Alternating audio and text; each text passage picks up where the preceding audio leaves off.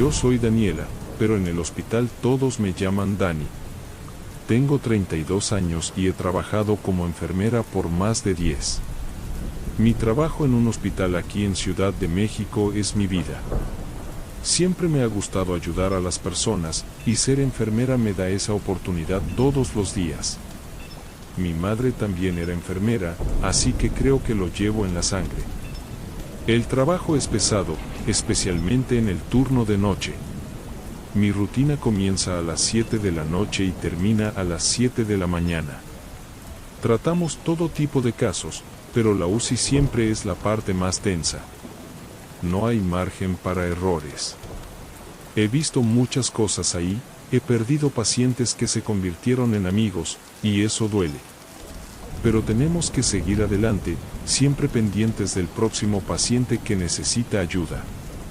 Esa noche, comencé mi turno como siempre. Haciendo mis rondas por la UCI, revisando a los pacientes, ajustando los medicamentos y asegurándome de que todo estuviera en orden. Estaba revisando los expedientes cuando noté a un hombre acostado en la cama 13. Estaba conectado a varios aparatos, pero parecía tranquilo. Me extrañó porque no recordaba haber recibido ningún paciente nuevo esa noche. Mi primera reacción fue verificar su expediente en la computadora. No había nada. Ni nombre, ni historial, nada. Pensé que era un error del sistema. Llamé a la doctora Marta, que estaba de guardia conmigo esa noche. Ella también se quedó confundida. Revisamos los registros de entrada, llamamos a recepción, pero nadie sabía nada sobre él. Aún así, no podíamos dejar de atenderlo. Examinamos al paciente, verificamos sus signos vitales y ajustamos los aparatos según fuera necesario. Estaba estable, pero la ausencia de cualquier información era perturbadora. Decidimos mantener una monitorización rigurosa y tratar de resolver la situación por la mañana, cuando la administración estuviera disponible. En los días siguientes, esa sensación de que algo estaba mal solo empeoró. Cada vez que hacía mi ronda nocturna, el hombre de la cama 13 estaba allí, siempre igual. La doctora Marta y yo continuábamos monitorizándolo, pero la falta de cualquier información sobre quién era o cómo había llegado allí me inquietaba. Empecé a preguntar a mis colegas sobre el paciente. Juan Pablo, enfermero del turno de la mañana, dijo que nunca había visto a nadie en la cama 13. Carla, otra enfermera que trabaja conmigo de noche, tampoco notaba nada diferente. La doctora Marta estaba igualmente perpleja, pero, curiosamente, parecía que la presencia de ese hombre no la afectaba de la misma forma que a mí. Era como si yo fuera la única que realmente sentía el peso de esa situación. Esto me estaba volviendo loca. Decidí que necesitaba investigar por mi cuenta. Durante una de mis noches libres, fui a la administración del hospital y pedí ver los registros de todos los pacientes de la UCI. El responsable del archivo, don Gerardo, me miró con desconfianza, pero finalmente me dejó revisar. Pasé horas allí, revisando todos los papeles, pero no encontré nada sobre el hombre de la cama 13. Al final de la noche, exhausta y frustrada, fui a tomar un café a la sala de descanso.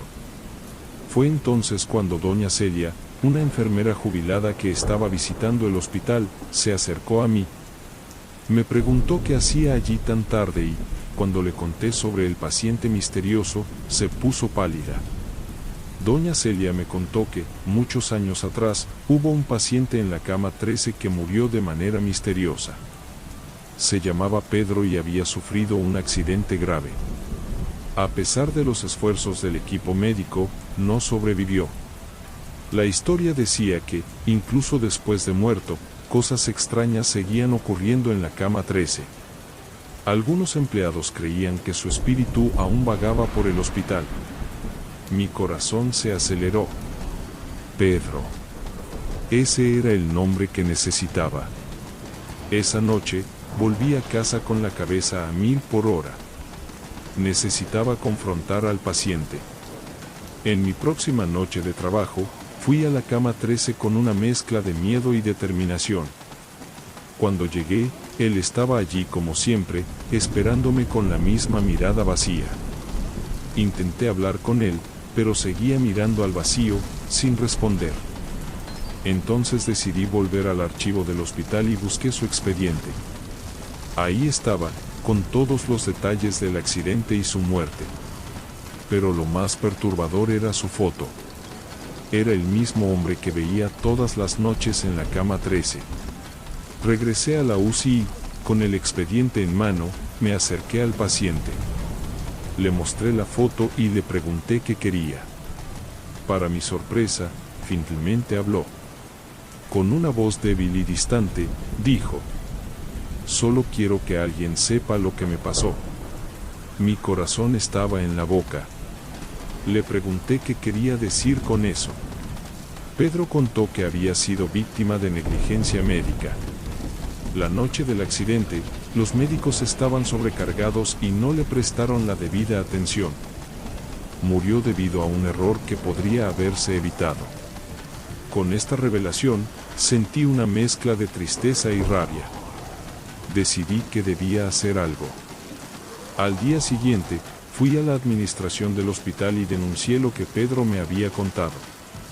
Aunque era una historia antigua, abrieron una investigación. Después de que hice la denuncia sobre Pedro, algo cambió. La noche siguiente, cuando regresé a la UCI, Pedro ya no estaba allí. Era como si finalmente hubiera encontrado paz. La figura que me atormentaba cada noche ya no estaba, y aunque era aterrador, se había convertido en parte de mi rutina. La investigación sobre la muerte de Pedro fue tomada en serio por la administración del hospital. Revisaron los archivos antiguos, entrevistaron a empleados que aún estaban allí desde la época de su muerte e incluso llamaron a especialistas para revisar el caso. Descubrieron que, de hecho, hubo negligencia médica. Pedro murió debido a un error que podría haberse evitado si el equipo médico le hubiera prestado más atención. Esta revelación tuvo un gran impacto en el hospital. Hubo una reformulación en los procedimientos de atención en la UCI. El equipo médico pasó por un entrenamiento riguroso y la administración implementó un sistema de revisión de casos para asegurar que nada similar volviera a ocurrir. Nunca volví a ver a Pedro después de eso. Pero, de alguna manera, siento que él está en paz. Saber que su historia fue contada y que su muerte no fue en vano me trae algo de consuelo. A través de mí, él logró una especie de justicia. Y yo también encontré un poco de paz, sabiendo que ayudé a corregir un error y a mejorar el cuidado de los pacientes.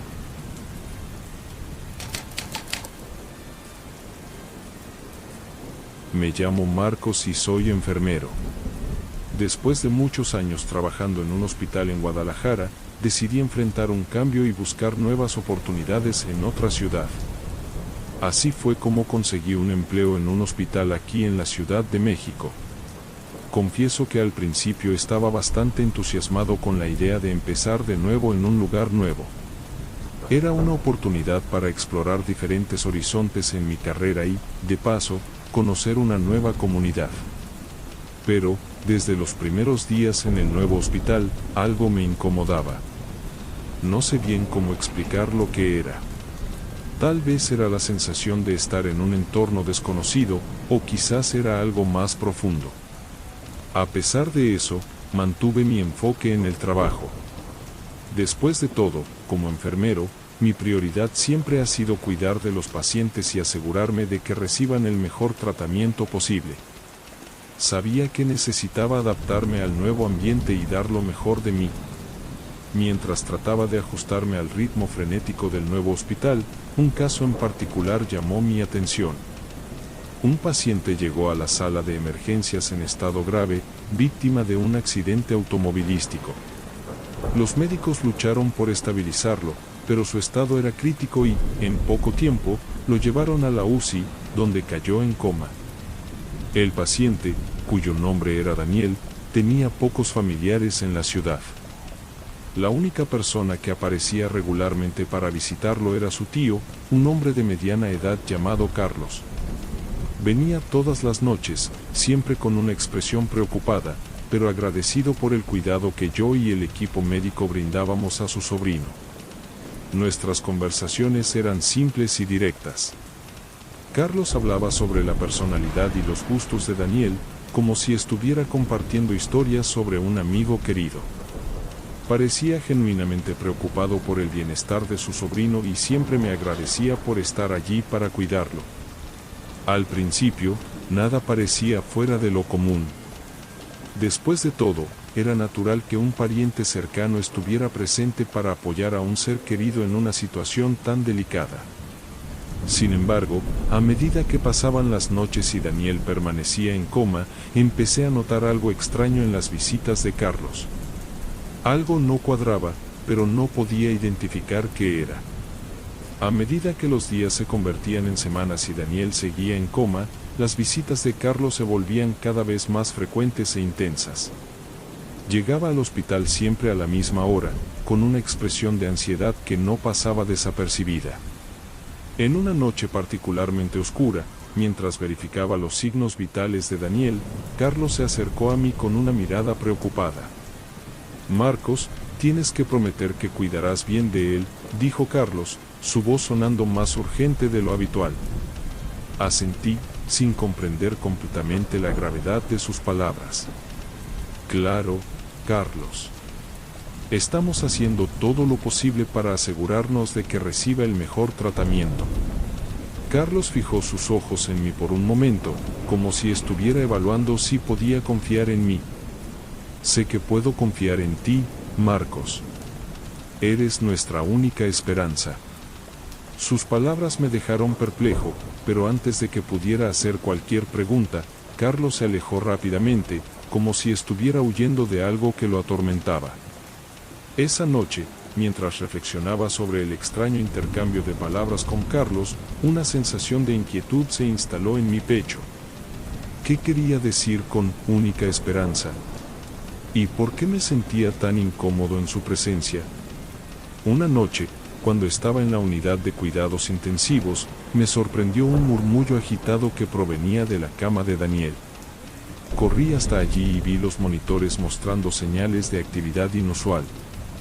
Daniel estaba moviendo los miembros, los ojos se movían bajo los párpados cerrados. Llamé inmediatamente al equipo médico, y pronto todos estaban alrededor de la cama de Daniel, observando con anticipación. Y entonces, como si despertara de un sueño profundo, Daniel abrió los ojos. Fue un momento de alivio y sorpresa. Después de todo, Daniel había estado en coma durante semanas, y su recuperación era un verdadero milagro. Pero, mientras Daniel comenzaba a ajustarse a la realidad, una cosa se destacaba: las visitas de Carlos cesaron por completo. Durante todo el tiempo que Daniel estuvo en coma, Carlos aparecía religiosamente todas las noches para visitarlo. Sin embargo, desde el momento en que Daniel despertó, Carlos desapareció completamente. Su ausencia dejó un vacío extraño e inquietante, como si una presencia familiar hubiera sido abruptamente cortada. Mientras el equipo médico continuaba monitoreando a Daniel de cerca, no podía dejar de pensar en lo que había sucedido con Carlos. Tras la extraña desaparición de Carlos, sentí que necesitaba hablar con Daniel sobre la ausencia de su tío. Mientras hacía mi ronda matutina, me acerqué a la cama de Daniel, donde él estaba sentado, mirando por la ventana. «Daniel, ¿recuerdas a tu tío Carlos?», le pregunté, vacilante. Daniel se volvió hacia mí, una expresión de melancolía atravesando su rostro. «Claro, Marcos. Carlos era mi tío favorito, mi mentor. Siempre estuvo ahí para mí». Sentí un escalofrío recorrer mi espalda mientras Daniel hablaba sobre Carlos. «¿Sabías que él venía a visitarte todas las noches mientras estabas en coma?», pregunté, cauteloso. Los ojos de Daniel se agrandaron de sorpresa. «¿Qué? Eso no puede ser posible, Marcos. Carlos, él murió hace años, en un accidente de coche». La revelación de Daniel me dejó sin palabras. ¿Cómo era posible que Carlos estuviera apareciendo en el hospital todas las noches, hablando conmigo sobre el bienestar de Daniel, si había muerto hace tanto tiempo? Mientras Daniel y yo nos enfrentábamos a la revelación sobre Carlos, una sensación de calma y aceptación comenzó a instalarse en nuestros corazones. A pesar del misterio y la extrañeza de las circunstancias, Daniel parecía tranquilo, como si el encuentro con su tío del más allá lo confortara de alguna manera. Marcos, creo que mi tío vino del más allá para asegurarse de que estuviera bien, dijo Daniel, con una sonrisa tierna en los labios. Siempre fue muy protector, incluso después de partir. Esas palabras resonaron en mi mente, y una sensación de paz reemplazó el miedo y la incertidumbre que sentíamos anteriormente. Tal vez Carlos estaba de hecho cuidando de Daniel de alguna manera, incluso después de su muerte.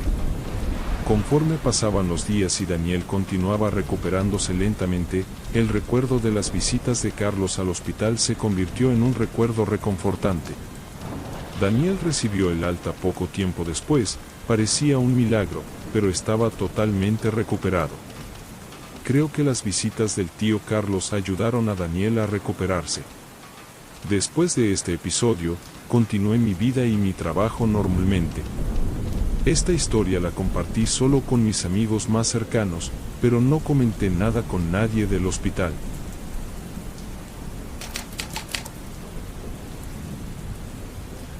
Hola, gente. Soy María, enfermera en un hospital muy conocido aquí en la Ciudad de México, pero no voy a revelar el nombre. Trabajo aquí desde hace muchos años y, en ese tiempo, he visto de todo. La rutina es agotadora, pero amo lo que hago. El hospital es enorme, siempre está lleno, y nos esforzamos al máximo para brindar el mejor cuidado a los pacientes. Mi especialidad es cuidar a los pacientes en la UCI. Es un área desafiante, ¿saben? Tratamos con personas en estado crítico, muchas veces luchando por su vida. Ya me he acostumbrado al ambiente tenso, con las máquinas pitando y con las emergencias que surgen de la nada. Pero siempre hay ese momento de alivio cuando logramos estabilizar a un paciente o verlo mejorar. Sin embargo, hace un tiempo, las cosas comenzaron a ponerse extrañas. Fue algo que noté de manera sutil, pero que fue intensificándose. Los pacientes terminales, aquellos que sabemos que están en sus últimos días, comenzaron a fallecer de manera rápida y tranquila. Al principio, nadie lo encontró extraño. Incluso nos sentíamos aliviados, ¿saben? Porque a nadie le gusta ver a alguien sufrir. Pero luego, los casos empezaron a aumentar. Una muerte tranquila aquí, otra allá, y, de repente, parecía que todos los pacientes terminales estaban partiendo de una manera casi demasiado serena. Recuerdo bien una noche específica. Estaba en mi rutina en la UCI, revisando los monitores y checando a los pacientes, cuando noté que doña Marisa, una paciente terminal de cáncer, había fallecido. Estaba tranquila, casi sonriente, y eso no sería extraño si no fuera por el hecho de que, esa misma semana, otros 3 pacientes terminales habían partido de la misma manera. Comencé a preguntarme si era solo una coincidencia o si había algo más detrás de estas muertes serenas. Le comenté a Jacqueline, una colega del turno, y ella dijo que también lo había notado. Las dos nos quedamos con la mosca detrás de la oreja, pero en medio del ajetreo del hospital, no tuvimos mucho tiempo para pensar en eso. Pero la sensación extraña no me dejaba en paz. Parecía que había un patrón, algo que estaba sucediendo justo bajo nuestras narices, pero que nadie podía ver. Decidí que necesitaba saber qué estaba pasando. Después de todo, cuidar a los pacientes no es solo darles medicinas y cambiarles los vendajes. Tenemos que entender qué les está pasando, especialmente cuando algo parece fuera de lo normal. Decidí que no podía seguir ignorando esto. Comencé a investigar más de cerca, hablando con otros colegas de trabajo y analizando los historiales de los pacientes que habían fallecido de manera misteriosa. fue entonces cuando encontré un patrón perturbador. Todos los pacientes que habían partido de manera rápida y tranquila habían sido atendidos por un enfermero en particular, Andrés. Era un chico nuevo en el hospital, siempre callado, pero muy eficiente en su trabajo.